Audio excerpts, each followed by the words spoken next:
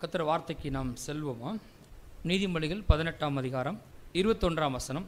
மரணமும் ஜீவனும் நாவின் அதிகாரத்தில் இருக்கும், அதில் பிரியப்படுகிறவர்கள் அதன் கனியை புசிப்பார்கள். இந்த வசனம் சுருக்கமாக ஒரு காரியத்தை சொல்லுது. நாம் என்ன பேசுகிறோமோ அதை தான் புசிப்போம் என்று சொல்லுகிறது. நான் எதை பேசுகிறேனோ அதையே புசிப்பேன். அன்றைக்கி ஒரு விஷயம் சொன்னேன் இல்லையா, நாம் பேசுகிறது தான் நம்முடைய நெக்ஸ்ட் மீல். நம்ம எதை பேசுகிறோமோ அடுத்து அதை தான் என்ன செய்ய போகிறோம், சாப்பிட போகிறோம். எந்த அளவுக்கு பேசுகிறோமோ அந்த அளவுக்கு என்ன செய்வோம், அதை புசிப்போம். முந்தின வசனத்தை வாசிங்க, 20வது வசனம். அவனவன் வாயின் பலனால் அவனவன் வயிறு நிரம்பும், அவனவன் உதடுகளின் விளைவினால் அவனவன் திருப்தியாவான். ரெஸ்பான்சிபிலிட்டியை, பொறுப்பை கர்த்தர் என்ன பண்ணிட்டாரு, நம்மக்கிட்ட கொடுத்துருக்கிறார். ஸோ வாழ்க்கையில் வெற்றிகரமாக இருக்கிறது, பெருகிறது, முன்னேறதுன்றது அது கர்த்தர் மாத்திரம் இல்லை. ஆண்டவர் சர்வ வல்லவர் எத்தனை பேர் சொல்லுகிறீங்க? உண்மைதானே? கரெக்டாக, அது நிச்சயம். அவரால் எதையும் செய்ய முடியும் என்பது நம்புகிறோம், அது நல்லது தான்.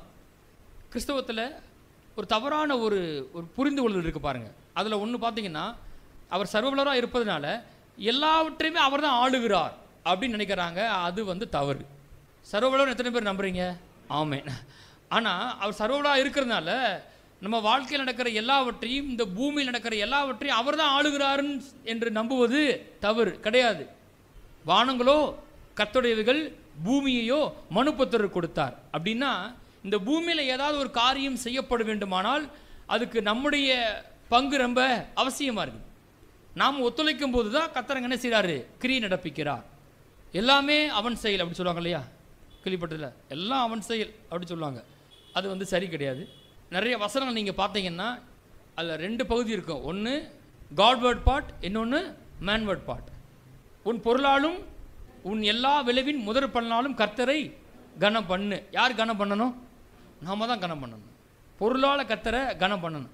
பைபிள் அடுத்து போட்டிருக்கு, அதோடு நிற்கலை. அப்பொழுது எல்லாம் சொல்லுங்க, அப்பொழுது போட்டிருக்கு. அப்பொழுது உன் களஞ்சியங்கள் பூர்ணமாக நிரம்பும். அதை நம்மளால் செய்ய முடியாது. யார் செய்வா? கர்த்தர் செய்வார். உன் ஆலைகளில் புது திராட்சரசம் புரண்டு ஓடும். என் ஆலயத்தில் ஆகாரம் உண்டாயிருக்கும்படி தசமபாகங்களை எல்லாம் பண்டகசாலையில் என்ன செய்யுங்க, கொண்டு வர. யார் கொண்டு வரணும்? நான் தான் கொண்டு வரணும். கொண்டு வாருங்கள். அப்பொழுது அவர் என்ன செய்வார்? வானத்தின் பலகணிகளை திறந்து இடம் கொள்ளாமல் போகட்டும் என் மீது ஆசீர்வாதத்தை வர்ஷிப்பார். வானத்தை திறக்கிறது அவர் வேலை. ஸோ 2 காரியம் இருக்குது, ஏமாந்து போகக்கூடாது. அது மாதிரி தான் இங்கே மரணமும் ஜீவனும் கர்த்தர் கரத்தில் இல்லை, கர்த்தர் சுடனால இல்லை. மரணமும் ஜீவனும் என்னாவின் அதிகாரத்தில் இருக்கிறது. எல்லாம் சொல்லுங்க, மரணமும் ஜீவனும் என்னுடைய நாவின் அதிகாரத்தில் இருக்கிறது. நான் எதை பேச பிரியப்படுகிறேனோ அதையே புசிப்பேன். ஆமென். அவனவன் போட்டிருக்கு, அவனவனா. ஆகவே தாராளமாக பேசுங்க. பைபிளில் இருக்கிற வசனங்களை என்ன செய்யுங்க, தாராளமாக பேசுங்க. பைபிள் போட்டிருக்கு இல்லையா, நீங்கள் இப்பொழுது இருக்கிறத பார்க்கலும் 1000 மடங்கு பெருகும்படின்னு போட்டிருக்குது. ஆரம்பத்தில் இதெல்லாம் நடக்குமா அப்படின்ற மாதிரி தோணும். நான் சொல்கிறேன், நீங்கள் சொன்னீங்கன்னா இப்போ இருக்கிற உங்கள் பேங்க் அக்கௌண்ட்டில் இருக்கிற மணியை விட 1000 மடங்கு பெரும் இயேசு நாமத்தினால.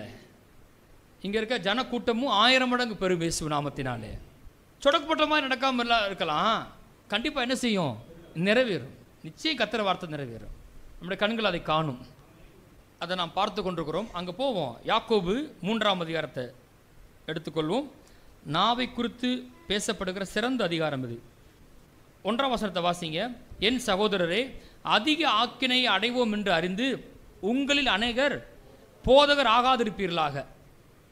என்ன செய்யாதீங்க, பாஸ்டராக முயற்சிக்காதீங்க. அழைச்சா அவர் என்ன செய்வார், செய்ய வைப்பார். ஏன்னா ரொம்ப இது வார்த்தையினால் செய்யப்படுகிற ஒரு ஊழியம்.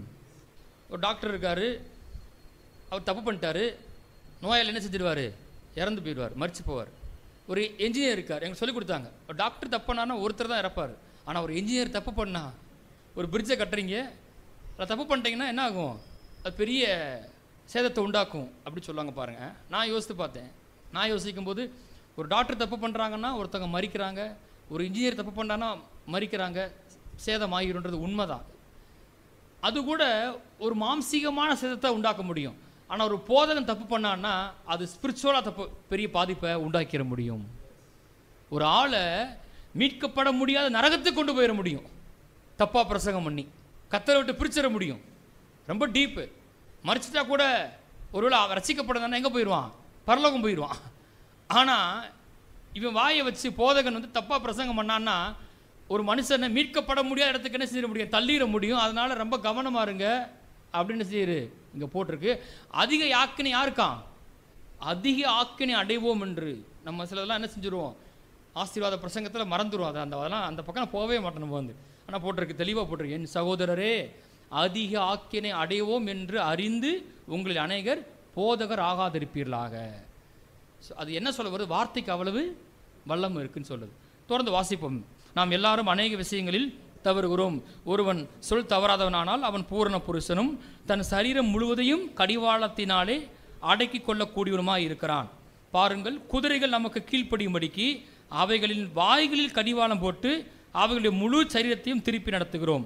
கப்பல்களையும் பாருங்கள், அவைகள் மகா பெரிகளாக இருந்தாலும் கடுங்காற்றலால் அடிபட்டாலும் அவைகளை நடத்துகிறன் போகும்படி யோசிக்கும் இடம் எதுவோ அவ்விடத்திற்கு நேராக மிகவும் சிறிதான சுக்கானாலே திருப்பப்படும். ஸோ சில காரியத்தை எழுந்து நான் உங்களுக்கு சம்மரைஸ் பண்ணேன். குதிரை வாயில் இருக்கிற கடிவாளமாக இருக்கட்டும், கப்பலை திருப்புற சுக்கானாக இருக்கட்டும், சிறிய நெருப்பு அது எவ்வளோ பெரிய காட்டை என்ன செஞ்சிருது? கொளுத்தி விடுகிறது போட்டிருக்கு. சின்ன நெருப்பு தான் அப்படின்னு எல்லாமே நாவை குறித்தே பேசிக்கொண்டே வருது. இதை பற்றி நம்ம பார்த்தோம். ஒரு விஷயத்தை முடிவுக்கு வந்தோம். நாவை கண்ட்ரோல் பண்ணுற மூலமாக நம்மையே நாம் கண்ட்ரோல் பண்ணலாம், நம்மளோட வாழ்க்கையை கண்ட்ரோல் பண்ணலாம், நம்ம வாழ்வின் திசையை கண்ட்ரோல் பண்ண முடியும். அதைத்தான் இது சொல்ல வருது. இதை வந்து யார் அறிஞ்சிருக்கா? பிசாசு அறிஞ்சதுனால அவன் ஒரு விஷயத்தை பண்ணுறான். அப்படியா? ஒரு மனுஷன் வாழ்க்கையில் தீமையை செய்யணும் அப்படின்னா நீங்கள் யாராவது பிசாசு பார்த்துருக்கீங்களா? யாருமே பிசாசை பார்த்ததில்லை. பிசாசு வந்து நேரம் வந்து என்ன செய்யறதில்ல, அப்படி வரதில்லை. ஆனால் பிசாசின் கிரியைகளை எத்தனை பேர் நீங்கள் பார்த்துருக்கீங்க அந்த உலகத்தில்? எப்படி செய்கிறான்னு கேட்டிங்கன்னா, பிரதானமாக வந்து அந்த மனுஷனுடைய வாயின் வார்த்தையை கொண்டு நாவில் அங்கே தொடர்ந்து போட்டிருக்கு, நாவில் நரக அக்கினியை கொளுத்துறதுனால என்ன செய்கிறானா அவன் தீவான காரியத்தை கொண்டு வரான்னு போட்டிருக்கு. அவன் வந்து ஒரு அட்வான்டேஜான ஒரு விஷயத்தை அவனுக்கு ஏற்ற மாதிரி என்ன பண்ணிட்டான்? திருப்பிட்டான். அவன் எதையுமே சிருஷ்டிக்கல. பாருங்களேன், அவன் சிருஷ்டிகர்த்தா கிடையாது. கத்தர் உண்டாக்கின நாவை, நம்முடைய நன்மைக்காக உண்டாக்கின நாவை அவன் என்ன பண்ணிட்டான்? திருப்பிட்டான். அதை வச்சு தானே நன்மையை ஆசீர்வாதத்தை சுதந்திரிக்க வச்சிருக்கிறாரு. அதுலேயும் நம்ம என்ன செய்வோம்? எதிர்மறையான வார்த்தையை போட்டுருவோம். அதை வச்சு அவன் என்ன செஞ்சிடலாம்? அழிச்சிடலாம் அப்படின்னு சொல்லி அதை செய்கிறான். அப்போ நம்ம இதே மாதிரி தான் கடந்த வாரம் வந்தோம். நான் சொன்னேன், நம்ம அந்த எதிர்மறையான விஷயத்துக்கு நம்ம போக வேண்டாம். நம்ம என்ன ஆரம்பித்தோம்? நாவல் என்ன இருக்குன்னு பார்ப்போம்னு சொல்லும்போது ஒரு விஷயத்தை படித்தோம். என்ன படித்தோம்? நாவல் என்ன இருக்கணும்?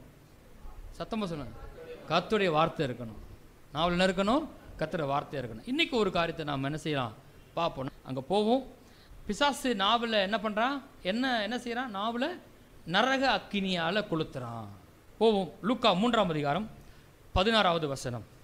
யோவான் எல்லாருக்கும் பிரதியுத்தரமாக, நான் ஜலத்தினால் உங்களுக்கு ஞானஸ்நானம் கொடுக்கிறேன், என்னிலும் வல்லவர் ஒருவர் வருகிறார், அவருடைய பாதரட்சைகள் வாரியம் அவிழ்க்கிறதுக்கு நான் பாத்திரன் அல்ல, அவர் பரிசுத்த ஆவியினாலும் அக்கினினாலும் உங்களுக்கு ஞானஸ்தானம் கொடுப்பார். எத்தனை பேர் விசுவாசிக்கிறீங்க? இயேசு நம்மை பரிசுத்த ஆவியினாலும் அக்கினினாலும் ஞானஸ்தானம் கொடுக்கிறவர். இந்த கடைசி காலத்தில் இந்த ஆவியின் அபிஷேகம் ரொம்ப முக்கியமாக இருக்குது. எப்போவுமே முக்கியம். இதுக்கு நாம் ரொம்ப ஆசைப்பட வேண்டியது இருக்குது. இயேசு குறித்து யோவான் சொல்கிறாரு, நான் உங்களுக்கு ஜலத்தினால் ஞானஸ்தானம் கொடுக்குறேன், ஆனால் எனக்கு பின் ஒருத்தர் வர்றாரு, அவர் வர்றதுக்கு ஒரு நோக்கம் இருக்குது. அவர் பரிசுத்த ஆவியினாலும் அக்கினினாலும் உங்களுக்கு ஞானஸ்தானம் கொடுப்பார். சொல்லுங்க, இயேசு பரிசுத்த ஆவியினாலும் அக்கினினாலும் எனக்கு ஞானஸ்நானம் கொடுக்கிறார். பரிசுத்த ஆவியினாலும் அக்கினியினாலும். அதை இயேசுவே சொல்றார். லூக்கா 12:49. பூமியின் மேல் அக்கினியை போட வந்தேன், அது இப்பொழுதே பற்றி எரிய வேண்டும் என்று விரும்புகிறேன். ஆவியின் அபிஷேகத்தை தான் பற்றி பேசுகிறாரு. பூமியின் மேல் என்ன போட வந்தாராம்? அக்கினியை போட வந்தேன். உங்கள் மேலே என் மேலேயும் அக்கினியை போடும்படி வந்தேன். திட்டவட்டமாக சொல்கிறார். நிறைய வல்லமையான கிரியைகள் வந்து இயேசு சொன்ன காரியத்தை நம்ம விரும்பும்போது நம்முடைய குடும்பத்தில் நடக்கிறத நம்ம பார்க்க போகிறோம்.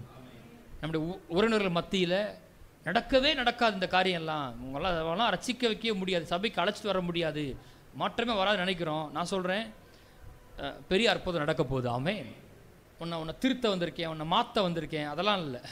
உனக்கு என்ன வேணும் தெரியுமா? உனக்கு அக்கினி வேணும். ஆமென். பூமியின் மேல் அக்கினியை போட வந்தேன். அப்புறம் சொல்றாரு, அது இப்பொழுதே பற்றி எரிய வேண்டும் என்று விரும்புகிறேன். எப்போ பற்றி எரிய விரும்புகிறாரா? இப்பொழுதே பற்றி எரிய வேண்டும் என்று விரும்புகிறேன். அப்படியே நம்பணும். சில முக்கியமான வசனங்களுக்கு ரொம்ப ஆழமாக கவனம் கொடுத்து முக்கியத்துவம் கொடுத்து நம்ம அதை என்ன செய்யறதில்ல, விரும்புறதில்ல. இயேசு வாயை திறந்து சொல்லியிருக்கிறாரு, ஆனால் நான் அதை என்ன செய்யறதில்ல, விரும்புறதில்லை. விரும்பி ஒரு மனுஷன் தொடர்ந்து அதை ஜெபிச்சு கேட்பான்னா செய்கிற தேவனாக இருக்கிறார். வாலிப பிள்ளைங்களா கவனிங்க, நீங்கள் உண்மையிலேயே இதை விரும்புனீங்கன்னா இயேசு சொல்றாரு, பூமியின் மேலே என்ன செய்ய வந்தேன்? அக்கினியை போட வந்தேன். அது இப்பொழுதே பற்றி எரிய வேண்டும் என்று விரும்புகிறேன். இப்பவே பற்றி எரியணும், இப்பவே நிரப்ப விரும்புகிறார் உங்களை இயேசு நாமத்தினாலே. ஒரு பக்கம் ஆசீர்வாதமாக இருக்கணும் என்பதை நாம் ரொம்ப வலியுறுத்துகிறோம். பிளஸ்ஸிங்காக இருந்தால் தான் கண்டிப்பாக நிச்சயமாக நாம் கொடுக்குற ஆளாக இருக்க முடியும். எல்லா ரீதியிலையுமே நம்ம கொடுக்குற ஆளாக இருக்க முடியும். அதை நம்ம விரும்பணும். ஏன்னா இந்த உலகத்தில் கடவுளுக்கு அடுத்தபடியாக ரொம்ப பவர்ஃபுல்லான ஒன்று சொல்லுங்கள், பணம். கர்த்தரை இயேசுவே பேசுகிறாரு. தேவனுக்கு நிகராக எதை பேசுகிறாரு? பணத்தை பேசுகிறாரு, உலக பொருளை பேசுகிறாரு. அதை பாடுறான்ல, காசே தான் கடவுள்ப்பா, அது இந்த கடவுளுக்கும் தெரியுமாப்பான்றான். எப்படி எழுதியிருக்கான் பாருங்க, சரியா இல்லையா? காசே தான் கடவுளப்பா, அது இந்த கடவுளுக்கும் தெரியுமாப்பான்றது உண்மை. பணம் வலிமையானது, ரொம்ப பவர்ஃபுல்லான ஒன்றாக இருக்குது. அதில் கண்டிப்பாக ஜெயிக்கணும். எத்தனை பேர் விரும்புகிறீங்க? அது ஆசீர்வாதத்தை விரும்பணும். அந்த தரித்திர சர்வ வல்லமையுள்ள தேவனை, வானத்துக்கும் பூமிக்கும் சொந்தக்காரரை நிர்வாணமாக சிலுவையில் எனக்காக தொங்க விட்டுருச்சு. அந்த தரித்திரம் என்ன பண்ணுச்சு பார்த்தீங்களா? தரித்திரம் என்னங்க பண்ணுச்சு? வானத்தையும் பூமியும் உண்டாக்கின கர்த்தரையே நிர்வாணமாக தொங்க விட்டுச்சு. அவ்வளோ கொடியது தரித்திரம். சொல்லுங்க, தரித்திரத்தை வெறுக்கிறேன், கடனில் வாழ்வதை வெறுக்கிறேன், கடன் கொடுக்க விரும்புகிறேன், ராஜ்யத்தில் விதைக்க விரும்புகிறேன். You must be a giver. ராஜ்யத்துக்கு கொடுக்கணும், உங்கள் குடும்பத்தாருக்கு நீங்கள் கொடுக்குற ஆளாக இருக்கணும். இக்கட்டான நிலையில் இருக்கிற உங்கள் விசேஷத்த நண்பர்களுக்கு சில வேலைகளை நீங்கள் என்ன செய்யணும்? ஹெல்ப் பண்ணுற ஆளாக இருக்கணும். நீங்கள் செஞ்சீங்க, அப்படி ஆள் ஆகி பாருங்களேன், பெரிய நிறைவு உண்டாகும் உங்களுக்கு. கர்த்தரை சரியாக காமிக்கிறோம்டா. கர்த்தரை பற்றி தப்பாக பேசினாலே நம்மகிட்ட வருவோம் உதவிக்காக. நம்ம எடுத்து அவனுக்கு உதவி செய்கிறோம். ஹல்லேலூயா.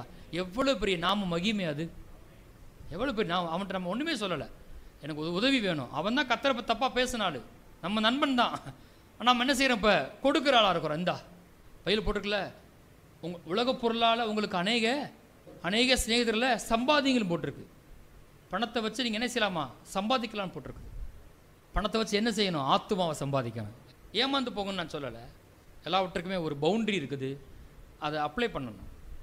கர்த்தருக்கு முதலிடம் கொடுத்துடணும், தசமபாகத்தை கொடுத்துடணும். இக்கட்டான ஒரு ஏழை விசுவாசினா உதவி செய்யணும்.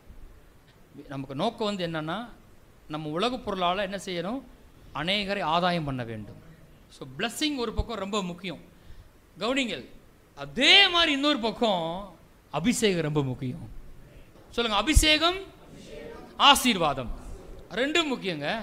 இன்னும் சொல்ல போனால் அபிஷேகம் தான் ஆசீர்வாதத்தை பணத்தை சம்பாதிக்க வைக்குது. சரியா புரிஞ்சிருந்தா எதை நம்ம நாடி இருப்போம்? அபிஷேகத்தை நாடி இருப்போம். என்னை நிரப்புங்க ஆண்டவரே. சொல்லுங்க, எல்லாம் சொல்லுங்க, இயேசுவே என்னை நிரப்பும், உம்முடைய ஆவியினாலே என்னை நிரப்புங்க. என்னுடைய அம்மா இந்த ஐசியூவில் இருந்தாங்க இல்லையா, உள்ளே போனது உண்மை. ஆனால் வெளியே வரும்போது ரட்சிக்கப்பட்டு வந்தாங்க. Praise the Lord. அவங்க இப்போ வீட்டில் தனியாக பைபிள் வாசிக்கிறாங்க. நைட்டு வீட்டிலேயே பைபிள் வாங்கி கொடுத்தேன். போன மாதம் பைபிள் வாசிக்க ஆரம்பிச்சிருக்கிறாங்க. ரகசிய கிறிஸ்தவளாக இருக்கிறாங்க. இன்னும் அவங்க ஆழமாக வரட்டும். ஜெபித்து கொள்ளுங்கள். கர்த்தர் உள்ளே தொட்டிருக்கிறார். மரண விளிம்புலேருந்து என்ன இயேசு தூக்கிட்டு வந்திருக்காரு அப்படி சொல்கிறாங்க. அது எதுக்கு இப்போ சொல்ல வந்தோன்னா, அவங்க இந்த மாதிரி ஆண்டவர் தொடுறதுக்கு முன்பாக எங்கள் வீட்டுக்கு யாரையாவது ஆண்டவர் அனுப்பியிருக்கார் பாருங்க. அதில் ஒருத்தவங்க எங்கள் தெருவிலே ரட்சிக்கப்பட்டவங்க, ஒரு விசுவாசி வெளியூருக்கு போயிட்டாங்க. வீட்டில் அம்மாவை பார்க்க வந்திருக்காங்க. ஒரு விசுவாசி யாருமேனவர்களே, அப்படியே அபிஷேகத்தால் நிரம்பி இருக்கிறாங்க. அப்படியே பேச பேச பேச பேச அப்படியே அந்த இடமே பிரசனத்தால் நிரம்புது. அவங்கள பார்த்தாலே தெரியுது, எப்பவுமே ஜெபிக்கிற ஆள், எப்பவுமே அந்நிய பாஷையில் பேசுகிற ஆள் தெரிஞ்சிச்சு பாருங்க. அவங்க பேசும்போது ரொம்ப பவர்ஃபுல்லாக இருக்குது. நான் சொல்கிறது ஆழமான காரியம். ஒரு பக்கம் பிளஸ்ஸிங்கை வச்சு நம்ம ஆதாயம் பண்ணுறோம், இன்னொன்று அபிஷேகம் என்ன செய்யுது, மற்றவங்கள தேவன்கிட்ட கொண்டு வருது. எத்தனை பேர் ஆமென் சொல்கிறீங்க? ஒரு ஆழமான விஷயத்தை பேசிகிட்டு இருக்கிறேன்.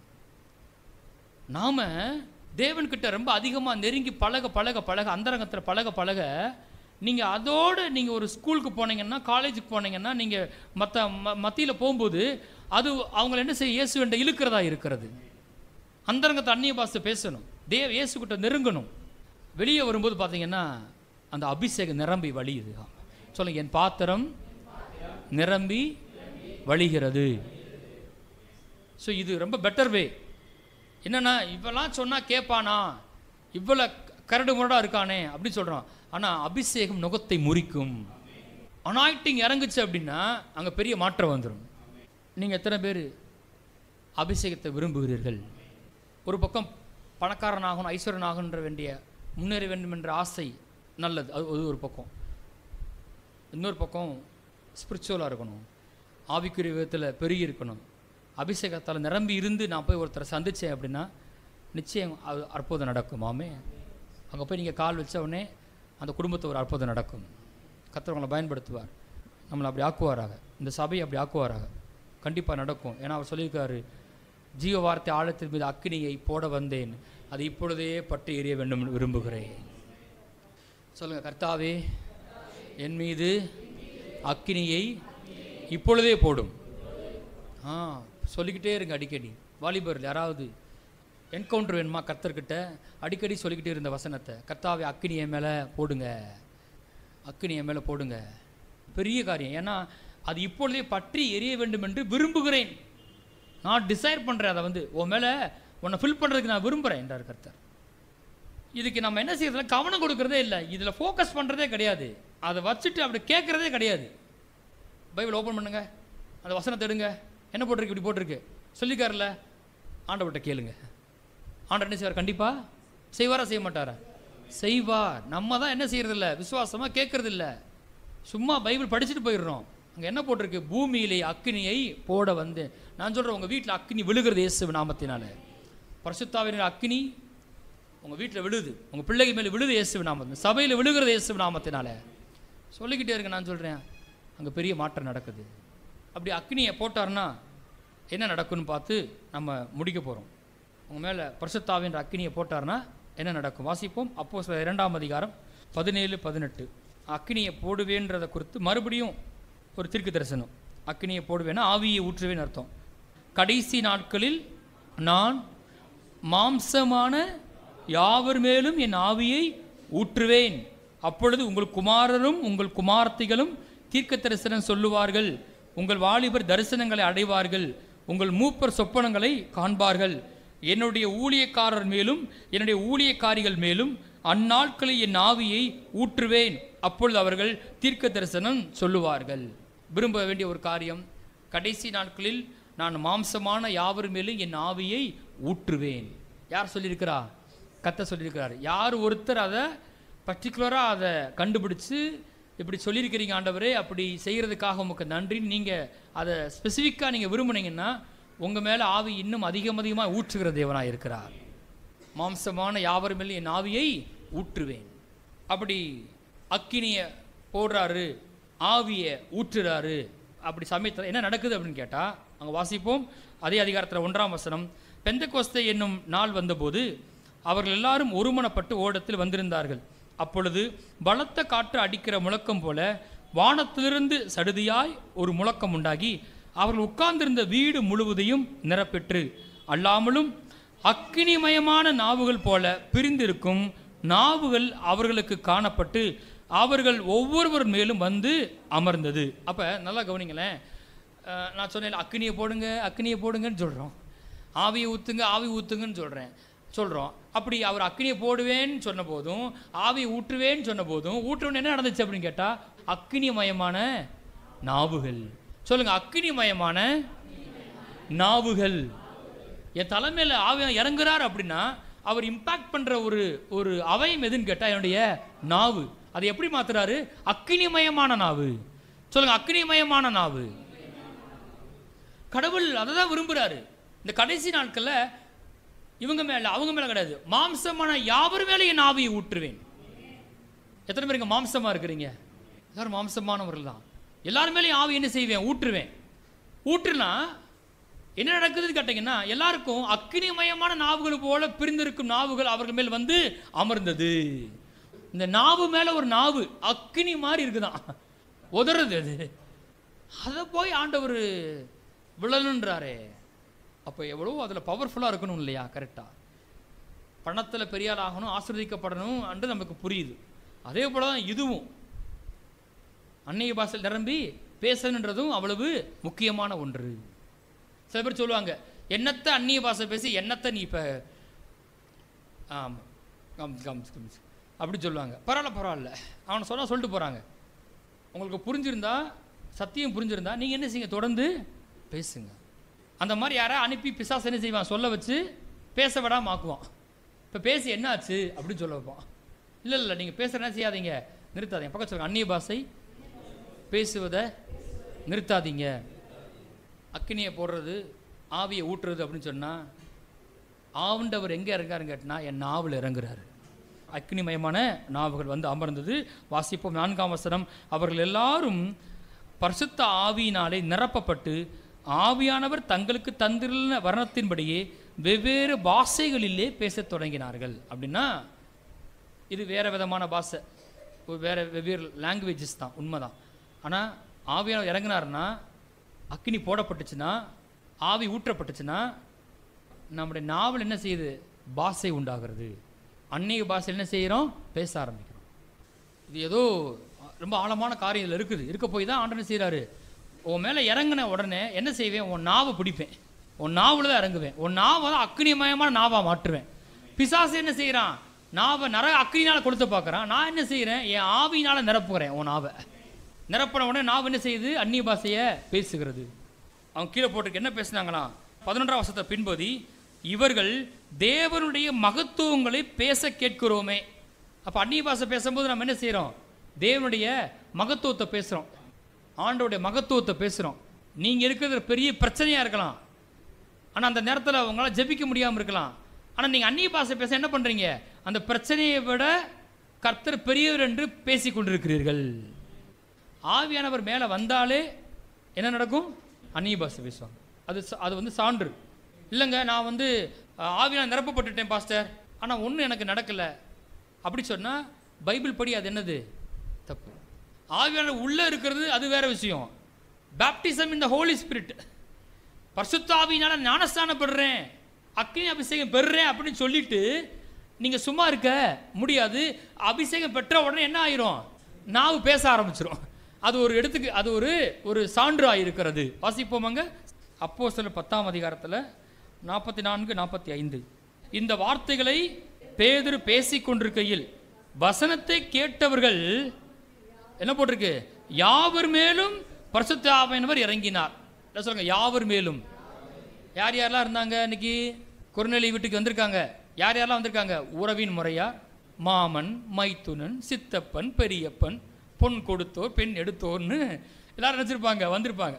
அதில் பிடிச்ச ஆள் இருக்கும், பிடிக்காம ஆளும் இருக்கும், பேசுகிற ஆள் இருக்கும், பேசாத ஆள் இருக்கும். எத்தனை பேர் வந்திருப்பாங்க. விசேஷித்த சிநேகிதர்லாம் போட்டிருக்குது. எல்லாரும் வந்தாங்களாம். பேதுரு வந்து என்ன பண்ண சுவிசேஷத்தை சொல்கிறாரு. வசனத்தை பேசிகிட்டே இருக்கும்போது ஃபர்ஸ்ட் டைமா யார் மேலே? புறஜாதியார் மீது. அவனுக்கு பைபிளே தெரியாது, அவனுக்கு யெகோவா தேவனை பற்றியே தெரியாது. இப்போதான் முதல் யாரை பற்றி கேள்விப்படுறான்? இயேசுவை பற்றி கேள்விப்படுறான், சிலுவை பற்றி கேள்விப்படுறான். கேள்விப்பட்டு அவன் இருதயத்தில் ஒரு பெரிய மாற்றம் வந்துருச்சு. இயேசுவை ஏற்றுக்கிட்டான். கேட்டுக்கிட்டு இருக்கிற போதே என்ன நடந்து போச்சு? பரிசுத்த ஆவியானவர் நிரப்பினார். அந்த வசனத்தை கேட்டவர்கள் யாவர் மேலும் பரிசுத்த ஆவியானவர் இறங்கினார். எல்லாம் சொல்லுங்க, வசனத்தை கேட்ட யாவர் மேலும் பரிசுத்த ஆவியானவர் இறங்கினார். எல்லாம் சொல்லுங்க, பரிசுத்த ஆவியானவர் என் மீது இறங்குகிறார். இன்னைக்கு ஆண்டவரே என் மேல இறங்கும். பரிசுத்த ஆவியானவர் மேல இறங்கினார். சொல்லுவாங்களா, சாமி இறங்குது. இங்கேயும் சாமி இறங்குது. சாமி இறங்க என்ன ஆகுது பாருங்களேன், வாசிங்க, அங்கே போட்டிருக்கு. இறங்கினார். அவர்கள் பல பாஷைகளை பேசுகிறதையும் தேவனை புகழுகிறதையும். பேதுருவோட கூட வந்திருந்த விருத்த சேதனம் உள்ள விசுவாசிகள் கேட்கும்போது பரிசுத்த ஆவியின் வரம் புறஜாதியில் மேலும் பொழிந்துள்ளப்பட்டதை குறித்து பிரமித்தார்கள். எல்லாரும் என்ன பண்ணுறாங்க? அந்நிய பாஷை பேச, எல்லாரும் அந்நிய பாஷை பேசுகிறாங்க சார். இவன் நினச்சா நாங்கள் மட்டும் தான், நாங்கள் தான் பெரிய ஆளாக்கும், ரத ரத லத ரபா அப்படின்னு பெரிய ஆளாக இருப்பீங்க போல். ஆண்டவர் பார்த்தார், அம்பிட்டு பேர்ல இவன் போட்டு விட்டார். இவனுங்க ஐயோ நம்ம தான் ரொம்ப ஸ்பெஷல் நினச்சோம். பார்த்தா கர்த்தர் என்ன பண்ணிட்டாரு? யாவர் மேலும் இறங்கிட்டாரு. எல்லாரையும் என்ன பண்ணிட்டார்? அந்நிய பாஷை பேச வச்சுட்டாரு. எத்தனை பேர் அந்நிய பாஷை பேசலாம்? எல்லாரும் பேசலாம். அப்போ ஆவியானவர் இறங்குற உடனே என்ன நடக்குது? அந்நிய பாஷை பேசுகிறாங்க. அப்போஸ்தலர் 19ஆம் அதிகாரம் 1 முதல் 6. அப்பொல்லோ என்பவன் கொரிந்து பட்டணத்தில் இருக்கையில் பவுல் மேடான தேசங்கள் வழியாய் போய் எபேசுக்கு வந்தான். அங்கே சில சீசர்களை கண்டு, நீங்கள் விசுவாசிகளான போது பரிசுத்த ஆவியை பெற்றீர்களா என்று கேட்டான். அதற்கு அவர்கள், பரிசுத்த ஆவி உண்டென்பதை நாங்கள் கேள்விப்படவே இல்லை என்றார்கள். அப்படியானால் நீங்கள் எந்த ஞானஸ்தானம் பெற்றீர்கள் என்றான். அதற்கு அவர்கள், யோவான் கொடுத்த ஞானஸ்தானம் பெற்றோம் என்றார்கள். அப்பொழுது பவுல், யோவான் தனக்கு வருகிறவராகிய கிறிஸ்து இயேசுவில் விசுவாசிகளாக இருக்க வேண்டும் என்று ஜனங்களுக்கு சொல்லி மனம் திரும்புதலுக்கு ஏற்ற ஞானஸ்தானத்தை கொடுத்தானே என்றான்.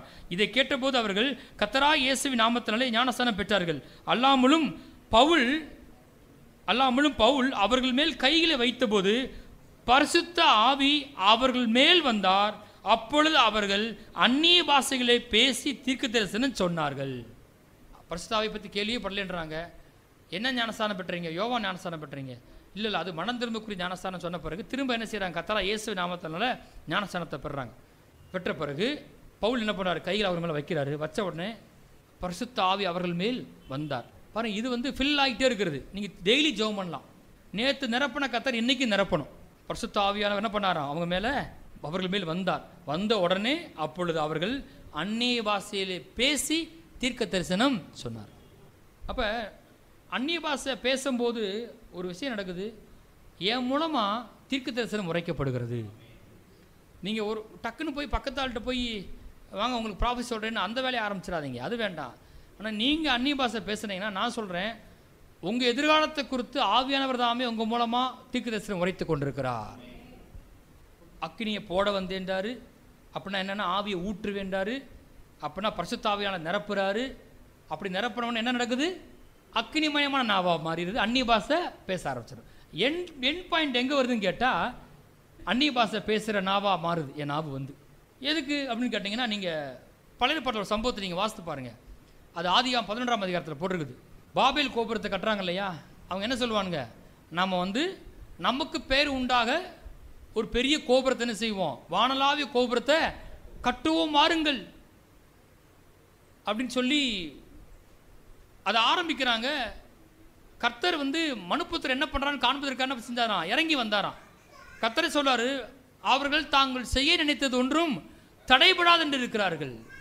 அவங்க எல்லாருக்கும் ஒரே விதமான நோக்கம் இருக்குது. எல்லாரும் ஒரே மாதிரி இமேஜின் பண்ணுறான், கற்பனை பண்ணுறான். தாங்கள் கற்பனை செய்தது ஒன்றும் தடைபடாது என்று இருக்கிறார்கள். அது கற்பனை பண்ணது மாத்திரம் கிடையாது. எல்லாரும் என்ன பண்ணுறாங்க? ஒரே பாஷையினால அதை பேசுகிறாங்க. எல்லாம் சொல்கிறாங்க, கட்டுவோம் வாருங்கள். இப்போ ஆண்டவர் பார்த்தீங்கன்னா இறங்கி அவர் போங்கடா போக்கத்த வயலா தெர்மாக்கோல் வச்சுலான்னு இருக்காங்க பாருங்கள் அப்படின்னு சொல்லி அவர் என்ன செய்யலை, விட்டுட்டு போகலை. அவருக்கு சொல்லிட்டாரு, கண்டிப்பாக என்ன செஞ்சு போடுவானுங்க? கட்டிவிடுவானுங்க. ஒரே நோக்கம் இருக்குது, ஒரே விதமான பாஷை இருக்குது, பேசிக்கிட்டே இருக்கிறான் அவன். இப்போ இவனை ஸ்டாப் பண்ணணும் அப்படின்னா என்ன செய்யணும்? பேச்சை நிறுத்தணும். நாவல் ஒரு மாற்றத்தை உண்டாக்கணும். என்ன செஞ்சிடும்? கொலாப்ஸ் ஆயிரும் தெரிஞ்ச உடனே கத்தரப்பட்டார். அங்கே போய் பாஷைகளை குழப்பிட்டார். நிறைய பாஷைகள் உண்டாயிருச்சு. உண்டாக்கின உடனே இவன் சொல்கிறான், டே கல்லடுறான்னு சொல்கிறான், டே தண்ணி எடுத்து கொடுறான்ற. அவன் ஒன்றும் புரியல அவனுக்கு. இவன் ஒன்று சொல்ல, அவன் ஒன்று சொல்ல, ஆக மொத்தம் என்ன செஞ்சிச்சு? நோக்கமே போயிடுச்சு. அப்போ பழைய ஏற்பாட்டில் ஒரு தரிசனத்தை நிறைவேற்றுவதற்கு கர்த்தருக்கு விரோதமான காரியத்தை செய்ய நினைக்கிறான், செய்ய முடிஞ்சிருமா? கர்த்தர் எப்படி தடுக்காரு? அவன் நாவில் பாஷையை மாத்துறாரு. புதிய ஏற்பாட்டில் ராஜ்யத்தை கட்டணும், என்ன பண்ணுறாரு? நாவில் அக்னிமான நாவாக மாற்றி அந்நிய பாஷையை கொடுக்குறாரு. நாவில் தான் மாற்றத்தை உண்டாக்குறாரு. அப்போ நாம் நாவில் என்ன இருக்குன்னு கேட்டால், இன்றைக்கி பிரசங்கத்தில் நாவில் போன வார பிரசங்கத்தின்படி கர்த்தருடைய வார்த்தை இருக்கணும். இன்றைக்கி பிரசங்கத்தைப்படி நாவில் என்ன இருக்கணும்? அந்நிய பாஷை இருக்கணும். என்ன இருக்கணும்? அந்நிய பாஷை. நான் அந்நிய பாஷையில் பேசுனா என்ன நடக்குதுன்னு சீக்கிரமாக சொல்லிடுவோம். எல்லாமே அது எப்படி இருக்குன்னா, எல்லாமே பேசுகிறத பற்றியே இருக்கும். பாருங்களேன், நீங்கள் வாசித்து பார்த்தீங்கன்னா எல்லாமே எதை பற்றி இருக்கும்? பேசுகிறத பற்றியே இருக்கும். வாசித்து முடிச்சிடலாமா? சில காரியத்தை ஒரு 4-5 காரியங்கள் இருக்குது. அங்கே போவோம். சீக்கிரமாக எல்லாரும் 1 கொரிந்தியர் 14ஆம் அதிகாரம் 18ஆம் வசனத்தை எடுத்துக்கொள்ளுங்க. 1 கொரிந்தியர் 14:18. 1 கொரிந்தியர் 14:18. புதிய ஏற்பாட்டில் மிக முக்கியமான ஒரு நபர், இயேசுக்கு அப்புறம் பவுலா இருக்கிறார். அநேக நிருபங்கள் எழுதினவர். அவர் வாயிலேருந்து ஒரு சாட்சி வருது. நீங்கள் பழைய ஏற்பாட்டில் பார்த்தீங்கன்னா தாவீது சொல்லுவார், இரவும் பகலும் கர்த்தர் வேதத்தில் தியானமாக இருக்கிற மனுஷன் பாக்கியவான்னு சொல்லுவார். இந்த புஸ்தகம் உன் வாயை விட்டு பிரியாதிருப்பதான்னு போட்டிருக்கோம். புதிய ஏற்பாட்டில் பவுல் சொல்கிறார், வாசிப்போம். அங்கே போட்டிருக்கு 1 கொரிந்தியர் 14:18. உங்கள் எல்லாரிலும் நான் அதிகமாய் பாஷைகளை பேசுகிறேன், இதற்காக என் தேவனை ஸ்தோத்தரிக்கிறேன். இவ்வளவு நிருபங்களை, இவ்வளவு வெளிப்பாடுகளை பெற்றவர். இயேசு மரித்ததுக்கு அப்புறம், மரித்து உயிர்த்தெழுந்ததுக்கு பின்பாக என்ன நடந்தது என்பதை குறித்த வெளிப்பாட்டை அதிகமாக யார் பெற்றிருக்கிறா? பவுல் பெற்றிருக்கிறார். உதாரணத்துக்கு கர்த்தருடைய பந்தியை குறித்து பேசும்போது எப்படி ஆரம்பிக்கிறாரு? நான் கர்த்தரத்தில் பெற்றுக்கொண்டதை அப்படின்னு ஆரம்பிப்பார். ஆனால் அவர் உண்மையிலே பார்த்தீங்கன்னா அவர் பந்தி அனுசரிக்கும் போது கூட இருந்ததில் பவுல் கிடையவே கிடையாது. 12 பேர் தான் இருந்தாங்க. ஆனால் அதை குறித்த வெளிப்பாட்டை யார் பெற்றுக்கொண்டா? பவுல் பெற்றுக்கொண்டார். வெளிச்சமாக பெற்றுக்கொண்டார். இவ்வளோ நிருபங்கள் எழுதியிருக்கிறாரு. கவுனிங்க வாலிபர்கள் அங்கே. அப்போ அப்படிப்பட்ட ஒரு சக்ஸஸ்ஃபுல் மேன் சொல்கிறாரு, கர்த்தர் எப்படி வெற்றிகரமாக இருக்க நினச்சாரோ அவ்வளோ பெரிய ஒரு மேசிவான விஷயத்தில் இந்த உலகத்தை இம்பாக்ட் பண்ண ஒரு ஊழியக்காரர் சொல்கிறாரு, உங்கள் எல்லாரோட நான் அதிகமாக பாஷைகளை பேசுகிறேன். நான் அதிகமாக என்ன பேசுகிறேன்? சத்தமாக சொல்லுங்க. ஒரு தேசத்தை விட்டு இன்னொரு தேசத்துக்கு, ஒரு ஊரை விட்டு இன்னொரு ஊருக்கு போயிருந்தார் அப்படின்னா போகும்போது என்ன செஞ்சிருப்பாரு? என்னுடைய வெற்றியின் ரகசியம்னு கேட்டால், நான் உங்களை விட அதிகமான பாஷைகளை பேசுகிறேன். எப்போ பார்த்தாலும் என் வாயில் நாவல் என்ன இருக்குது? ராதா ராபா ஷாலா தாலா மாதானா ஹாதானா மாக்காதா ரந்தானா ராத்தலா ரந்தானா தான் இருக்குதுன்றார். எடுக்க வேண்டிய விதமாக எடுத்து உண்மையிலே இந்த அறிவை பெற்றுக்கொண்டு அன்னி பாஷை பேசினா, நான் சொல்கிறேன் வாலிபர்களுக்கு, நான் சொல்கிறேன், நீ அன்னி பாஷை பேசுகிறேன்னா ரொம்ப க்ரியேட்டிவாக நீ மாறுவ. பணம் எப்படி தெரியுமா வரும்? பணம் சும்மா வராது. பணம் க்ரியேட்டிவ் ஒர்க் பண்ணால் தான் வரும். செய்கிற வேலையை வெற்றிகரமாக செஞ்சு முடித்தா தான் பணம் வரும். அந்த க்ரியேட்டிவிட்டியை கர்த்தர் உங்களுக்கு தருவார். யூகித்து செய்கிற ஆட்களை அவங்க மாற்றுவார். இதுக்கு எல்லாம் காரணம் யார்? அபிஷேகம். பாருங்கள், நீங்கள் பெற்ற அபிஷேகம் சகலத்தை உங்களுக்கு போதிக்குன்னு போட்டிருக்கு. ஆகவே தான் பாருங்கள், பேசணும். நான் ரொம்ப சஃபிஷியன்ட் கிடையாது, எனக்கு தெரியாது, எனக்கு புரியாது, ரொம்ப அழகாக செய்ய வராது அப்படிலாம் சொல்லக்கூடாது. அந்நிய பாஷை பேசுனீங்கன்னா உங்களை அவர் அப்படி ஆக்குவார். நான் சொல்கிறேன். எத்தனை பேர் தீர்மானம் எடுக்கிறீங்க, நான் அதிக நேரம் அந்நிய பாஷை பேச போகிறேன் என்பதை? சரியா? ஒன்று. இப்போ ஆரம்பிப்போம். அப்படி பேசும்போது என்ன நடக்குது? 1 கொரிந்தியர் 14ஆம் அதிகாரத்தில் 4ஆம் வசனத்தை வாசிப்போம். அந்நிய பாஷையில் பேசுகிறவன். என்ன செய்கிறவன்? பேசுகிறவன். எத்தனை பேர் அந்நிய பாஷையில் பேசுகிறீங்க? அவன் பண்ணுறானா, தனக்கே பக்தி விருத்தி உண்டாக பேசுகிறான். முதல்ல என்னை எம்பவர் பண்ணுறது, என்ன எடிஃபை பண்ணுறது, என்ன ரீபில்ட் பண்ணுறது எதுன்னு கேட்டால், நான் அந்நிய பாஷை பேசுனேன்னா நான் என்ன பண்ணிடுறேன்? என்னை மறுபடியும் ரீபூட் பண்ணுறேன். நான் இப்போ சிஸ்டர் ஹேங் ஆகிடுச்சுன்னு வச்சுக்கோங்களேன். சிலர் ஹேங் ஆகிரும் இல்லையா? கம்ப்யூட்டர் மாதிரி ஆகிடுறோம், ஒன்றும் ஓட மாட்டேங்குது, டப்புன்னு தட்ட வேண்டி இருக்குது. ஆனால் அந்நிய பாஷை பேச என்ன செஞ்சிடறோமா, ஒரு என்டையர் சிஸ்டத்தை என்ன பண்ணுறோமா, ரீபூட் பண்ணுற மாதிரி ஆயிரும். மறுபடியும் தனக்கே பக்தி விருத்தி உண்டாக பேசுகிறான், தன்னை சார்ஜ் பண்ணிக்கிறான். சோர்ந்து போய் இருக்கிற ஆள் அந்நிய பாஷை பேசுகிற கொஞ்ச நேரத்தை என்ன செஞ்சிடறான்? கொஞ்சம் பலன் அடைஞ்சிடறான்னு போட்டிருக்குது. நீங்கள் எல்லாரும் உங்களுடைய உள்ளான மனுஷனில் அவருடைய வல்லமையினால் பலப்பட வேண்டும் என்று வேண்டுகிறேன். எப்படி பலப்படுறது? என்னுடைய இன்னர் மேன் எப்படி ஸ்ட்ரென்த்தான்னு கேட்டால், பை ஸ்பீக்கிங் இன் டங்ஸ். அந்நிய பாஷை பேசுகிற மூலமாக என் உள்ளான மனுஷன் எப்படி ஆக முடியும்? வல்லமை ஆக முடியும். நாம் ஆவி, ஆத்மா, சரீரம் என்று 3ஆக இருக்கிறோம். அப்படி தான் இயேசு இருந்தார். சரீரத்திலிருந்து வாழ்ந்தோம்னா தோற்று போயிடுவோம். நம்முடைய மனது மூலமாக வாழ்ந்தோம்னா அங்கேயும் தோல்வி தான். ஆனால் நாம் எங்கேருந்து வாழணும்? ஆவியிலேருந்து வாழணும். இந்த மைண்டு பார்த்தீங்கன்னா 2 பக்கமும் சாஞ்சுக்கிறோம். சரீரத்து பக்கமும் போகும், ஆவி பக்கமாக போகும். அப்போ அந்த மனது சரீரத்து பக்கத்தை சாந்துச்சு அப்படின்னா தோல்வி தான். ஆனால் எங்கே பக்கம் சாயணும்? ஆவியின் பக்கம் சாயணும். ஆவி சொல்கிறத எது கேட்கணும்? மைண்டு கேட்கணும். ஆவியிலேருந்து தான் வாழணும். அதனால தான் இயேசு ஃபுல்லாக ஆவியிலேருந்தே வாழ்ந்ததுனால அவர் அற்புதங்களை செஞ்சார். அவர் காண்கிற விதம் வேற மாதிரி இருந்துச்சு. உதாரணத்துக்கு எலிசாவா, அந்த அக்னிமயமான ரதங்களாக சூழ்ந்துருக்குன்னு பார்க்குறோம் இல்லையா? அந்த வேலைக்காரனே செய்கிறான், ஐயோ அதமானேன்னு சொல்கிறான். அவன் வெளியே பார்க்குறான், இங்கே இருக்கிற குதிரைகளை பார்க்குறான். ஆனால் தீர்க்கதரிசி எப்படி பார்க்குறாரு? ஆவியின் வழியாக பார்க்குறாரு. அப்போ மைண்டு எங்கே பதியுன்னு கேட்டிங்கன்னா அவருக்கு ஆவியின் பக்கமாக சாஞ்சிருக்குது. ஆவியிலேருந்து வாழணும் அப்படின்னா நம்ம அதிகமாக என்ன செய்யணும்? அந்நிய பாஷை பேச பேச பேச நம்ம ரொம்ப ஸ்பிரிட் சென்சிட்டிவாக மாற ஆரம்பிப்போம். அந்நிய பாஷையில் பேசுகிறவன் தனக்கே பக்தி விருத்தி உண்டாக பேசுகிறான். அப்போ நாம் சில நேரம் ஒன்றா வந்தோம்னா பேசுகிறோம், சேர்ந்து எல்லாரும் பேசுங்க அப்படின்னு சொல்லி பேசுகிறோம். ஆனால் என்ன நான் டெவலப் பண்ணிக்கிறதுக்காக கொடுக்கப்பட்டது. அப்போ முக்கியமாக அது நான் எப்படி பேசணும்? அந்தரங்கத்தில் பேசணும், தனியாக இருக்கும்போது பேசணும், போகும்போது வரும்போதும் பேசணும். இந்த ஃபோன் இருக்குது, சார்ஜில் போட்டுறோம். எப்படி சார்ஜ் ஏறுது நமக்கு தெரியாது. ஒன்றே ஒன்றா என்ன செய்கிறோம்? கனெக்ட் பண்ணிடுறோம். என்ன செஞ்சது? சார்ஜ் ஏறிடுது. நீங்களும் அப்படி தான். என்ன நடக்குதுலாம் கவலைப்படாதீங்க, அந்நிய பாஷை பேசுங்க, சார்ஜ் ஏறிடும். ஆமென். சோர்ந்து போன வேலையில் பேசுங்க, என்ன ஜெபம் பண்ணுறேன்னு தெரியாத வேலையில் பேசுங்க, குழம்பு இருக்கிற மாதிரி சொல்ல என்ன செய்யுங்க? அந்நிய பாஷை பேசுங்க. 2ஆம் வசனம், ஏனெனில் அந்நிய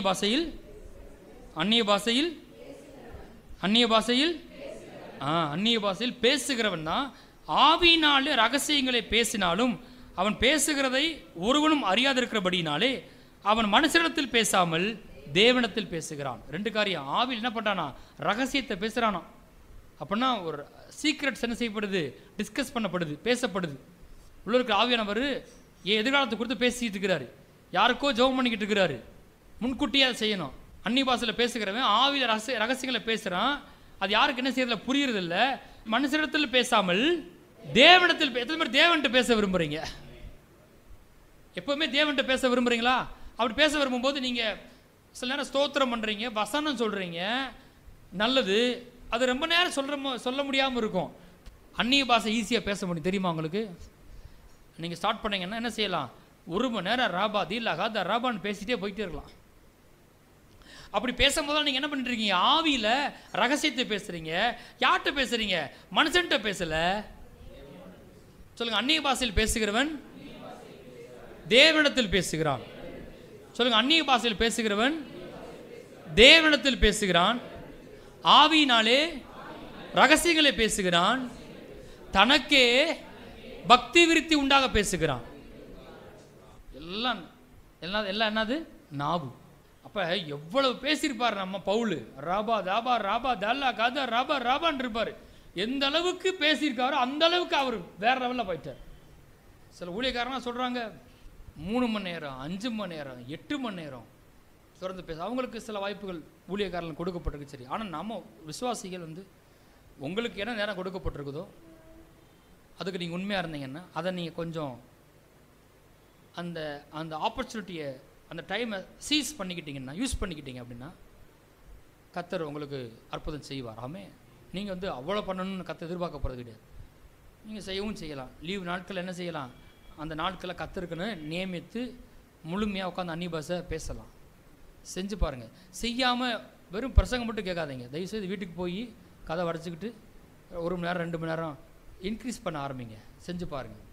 அப்புறம் மாற்றத்தை நீங்கள் காண்பீர்கள். அதே 1 கொரிந்தியர் 14 முதல் 15 வாசிங்க. 14 முதல் 1 கொரிந்தியர் 14 எண்ணத்தினாலெனில் நான் அந்நிய பாஷையிலே விண்ணப்பம் பண்ணினால் என் ஆவி விண்ணப்பம் பண்ணுமே அன்றி என் கருத்து பயனற்றதாக இருக்கும். அதாவது நான் அப்போ அந்நிய பாஷையில் பேசுகிறதும் விண்ணப்பம் பண்ணுறதும் ஒன்று. அந்நிய பாஷையில் எத்தனை பேர் ஜெபம் பண்ணலான்னு சொல்கிறீங்க? அப்போ அந்நிய பாஷை ஜெபம் பண்ணுற பாஷை. அந்நிய பாஷை ஜெபம் பண்ணுற பாஷை. எப்படி? அந்நிய பாஷை பேசி ஜெபம் பண்ணலாம். அப்படி அந்நிய பாஷை பேசும்போது என் ஆவி விண்ணப்பம் பண்ணுறதுனால என் கருத்து பயனற்றதாக. என்ன பண்ணுறேன் எனக்கு என்ன செய்யலை, தெரியல, தெரிய வேண்டிய அவசியமும் இல்லை. அப்போ 2 விதமான ஜெபம் பண்ணலாம். கருத்தோடும் பண்ணலாம், ஆவியோடும் பண்ணலாம். தம்மை தொழுது கொள்பவர்கள் ஆவியோடும் சத்தியத்தோடும் தொழுது கொள்ள வேண்டும் என்று பிதா விரும்புகிறார். வார்த்தையை வச்சு ஜெபம் பண்ணணும், ஆவினாலும் பேசணும். அவர்கிட்ட 2 மெத்தடையும் பயன்படுத்தணும். 15 இப்படி இருக்க செய்ய வேண்டுவது என்ன? பார்த்தீங்களா? பேலன்ஸை மெயின்டைன் பண்ணுறாரு. நான் ஆவியோடும் விண்ணப்பம் பண்ணுவேன், நான் கருத்தோடும் விண்ணப்பம் பண்ணுவேன், நான் ஆவியோடும் பாடுவேன், கருத்தோடும் பாடுவேன். அப்போ அந்நிய பாஷை பேசும்போது நம்ம என்ன செய்கிறோம்? அதில் பாட்டு கூட என்ன செய்கிறோம்? பாடுறோம். அடுத்து 16 வசனம் போடுற, இல்லாவிட்டால் நீ ஆவியோடு ஸ்தோத்திரம் பண்ணும்போது கல்லாதவன் உன் ஸ்தோத்திரத்துக்கு ஆமேன் என்று எப்படி சொல்லுவான்? நீ பேசுகிறது என்னதென்று அவன் அறியானே. இதெல்லாம் இது வேற விஷயம் பேசுது. உங்களுக்கு தெரியும்ல, சபையில் இருக்கும்போது பேசிகிட்டு இருக்காத, அப்படி செய்யக்கூடாது. அப்படி பேசுனா புரியாது. ஆனால் நம்ம கற்றுக்க வேண்டிய ஒரு பாயிண்ட், ஆவியில் என்ன பண்ணலாம்? ஸ்தோத்திரம் பண்ணலாம், ஆவியில் பாட்டு பாடலாம், ஆவியில் ஸ்தோத்திரம் பண்ணலாம், ஆவியில் விண்ணப்பம் பண்ணலாம். இதெல்லாம் எப்படின்னு கேட்டால் அந்நிய பாஷை பேசினா எது வேணால் என்ன செய்யும், நடக்கும். ஆனால் நான் ஒன்று செய்யணும், என்ன பண்ணணும், அந்நிய பாஷை பேசணும். இதில் ஏதோ ஒன்று என்ன செய்ய நடக்குது. தேவனுடைய மகத்துவம் நான் பேசி கொண்டிருக்கலாம், எனக்கு தெரியாது. யாருக்கோ ஜெபம் பண்ணிட்டு இருக்கலாம், எனக்கு தெரியாது. எது வேணால் நடக்கலாம். ஆனால் ஒன்று தான் செய்யணும், நான் என்ன செய்யணும், அந்நிய பாஷை பேசணும். ரோமர் 8:26-27 அந்தபடியே ஆவியானவர் நமது பலவீனங்கள் நமக்கு உதவி செய்கிறார். என்ன பலவீனமா அங்கே போட்டிருக்குது, நாம் ஏற்றபடி வேண்டிக் கொள்ள வேண்டியது என்னதென்று அறியாமல் இருக்கிறபடியால் ஆவியானவர் தாமே வாக்கு கடங்காத பெரும் மூச்சுகளோடு நமக்காக வேண்டுதல் செய்கிறார்.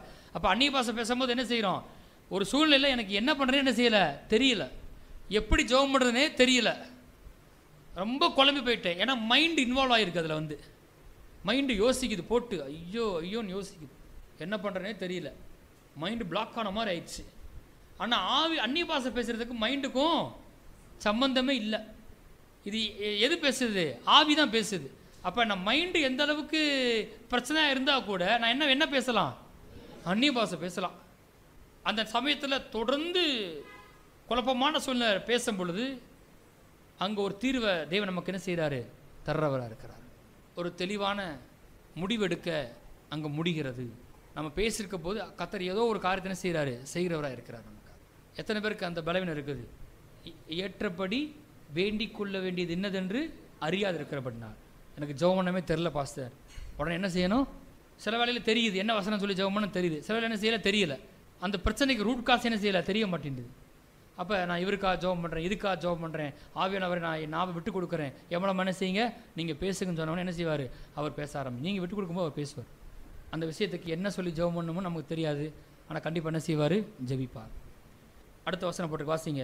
ஆவியானவர் தேவனுடைய சித்தத்தின்படியே பரிசுத்தவான்களுக்காக வேண்டுதல் செய்கிறபடியால் இருதயங்களை ஆராய்ந்து பார்க்கிறவர் ஆவியின் சிந்தை என்னதென்று அறிவார். அப்போ அந்நிய பாஷை பேசும்போது எப்படி ஜெபம் பண்ணுறோமா, எக்ஸாக்டாக தேவ சித்தத்தின்படி ஜெபிக்கிறோமா. ஏன்னா அங்கே போட்டு ஜெபம் பண்ணுறது யார், ஆவியானவர்.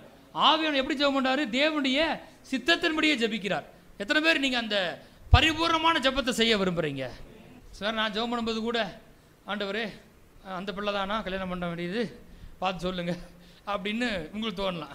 ஆனால் அந்நிய பாஷையில் ஜெபம் பண்ணும்போது எக்ஸாக்ட் என்ன செய்வார், ஜெபம் பண்ணுவார். ஏன்னா ஆவியானவர் பரிசுத்தவான்களுக்காக வேண்டுதல் செய்யும்போது எப்படி ஜெபம் பண்ணாராம், தேவனுடைய சித்தத்தின்படியே ஜெபிக்கிறார். யூதா 20ஆம் வசனம். நீங்களோ பிரியமானவர்களே உங்கள் மகா பரிசுத்தமான விசுவாசத்தின் மேல் உங்களை உறுதிப்படுத்தி கொண்டு பரிசுத்த ஆவிக்குள் ஜெபம் பண்ணி தேவனுடைய அன்பிலே உங்களை காத்து கொண்டு நித்திய ஜீவனுக்கு ஏதுவாக நம்முடைய கர்த்தராகிய இயேசு கிறிஸ்துடைய இரக்கத்தை பெற காத்திருக்குன்னு போட்டிருக்குது. இங்கே நம்ம செய்ய வேண்டிய ஒரு பொறுப்பை போட்டிருக்குது. உங்களை என்ன செய்யுங்க, விசுவாசத்துக்குள்ளே என்ன பண்ணிக்கோங்க, உறுதிப்படுத்திக்கோங்க. உங்கள் ஃபெய்த்தில் என்ன பண்ணுங்க, உங்களை ஸ்ட்ரென்தன் பண்ணிக்கோங்க. அப்புறம் போட்டிருக்குது தேவ அன்பில் உங்களை என்ன செய்யுங்க, காத்துக்கொள்ளுங்க. அதுக்கு மத்தியில் என்ன போட்டிருக்கு, பரிசுத்த ஆவிக்குள்ளே ஜெபம் பண்ணுங்கன்னு போட்டிருக்கு. அப்போ விசுவாசத்தில் நினைச்சிருக்கணும், தேவ அன்பில் காத்துக்கொள்ளணும் அப்படின்னா என்ன செய்யணும், பரிசுத்த ஆவிக்குள்ளே ஜெபம் பண்ணணும். ப்ரேயிங் இன் த ஸ்பிரிட்னாலும் ஸ்பீக்கிங் இன் டங்ஸ்னாலும் ஒன்று தான். பரிசுத்த ஆவியில் ஜெபம், எல்லாரும் ஆவியில் ஜெபம் பண்ணுங்க அப்படின்னு என்ன அர்த்தம், அந்நிய பாஷை பேசுங்கன்னு அர்த்தம். பரிசுத்த ஆவிக்குள் ஜெபம் பண்ணி, என்ன சொல்லுங்க, பரிசுத்த ஆவிக்குள் ஜெபம் பண்ணி. எத்தனை பேர் பரிசுத்த ஆவிக்குள்ளே ஜெபம் பண்ணுறீங்க? அப்போ நீங்கள் அப்படி ஜெபம் பண்ண என்னமா நடக்குது, உங்கள் விசுவாசம் உறுதிப்படுத்தப்படுகிறது. தேவ அன்புனால ஆவியான உங்களை திரும்ப திரும்ப நிறைக்கிறவராக இருக்கிறார், உங்களை ஃபில் பண்ணுறாரு. எப்பப்போலாம் அந்நிய பாஷை பேசுகிறோமோ ஒன்று நடக்குது, நம்ம இருதயத்தில் தேவ அன்பு என்ன செய்யப்படுது, ஊற்றப்படுகிறது.